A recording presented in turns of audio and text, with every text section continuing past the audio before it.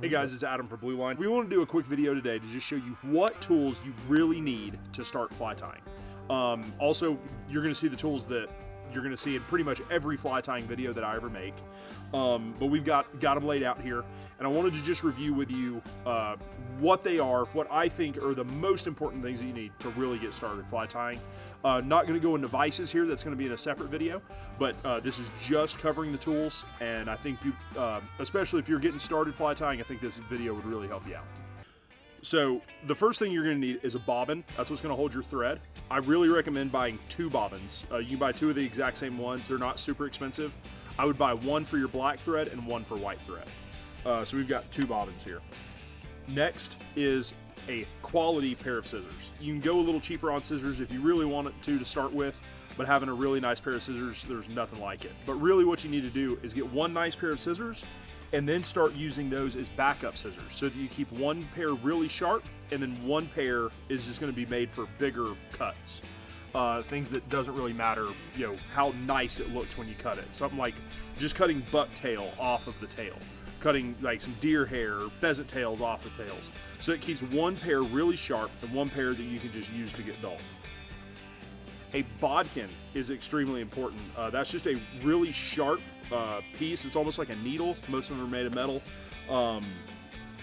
Really good for picking out things, poking holes in foam if you ever need to. I use them a ton for a lot of different stuff. If you're doing like wire wrap and your hackle gets trapped, it's fantastic for that. So a bodkin is absolutely on my list of stuff you gotta have. Next would be a small comb. I like this one. It's got wire bristles. Fantastic for deer hair, for like combing out hair or zonker strips, anything like that. And you can also use it kind of as a dubbing brush as well to kind of rough up some dubbing to give flies that little buggy look. Next, a pair of tweezers. You can buy a cheap pair from Walmart or whatever, but really great for picking up beads, being able to hold really small rubber legs, things like that. And last but not least, a whip finish tool. If you can whip finish by hand, obviously you don't need a tool, and that's awesome, but most of you beginners might find it easier to learn with a whip finish tool. So a whip finish tool is the last thing that you need. So not a whole lot to get started, but like I said, one of the questions that we get asked the most about is, what do I actually need? I don't recommend going and buying the kits. I would recommend just picking up each of those pieces individually, unless you buy a tool kit. Could be useful for you.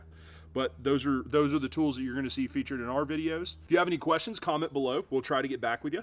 If not, hopefully it helped you out, helps you get into fly tying. We'd love to see some of your stuff. Please post what you're tying on Instagram. Tag us in it. We'd love to see it. And we'll see you in the next video.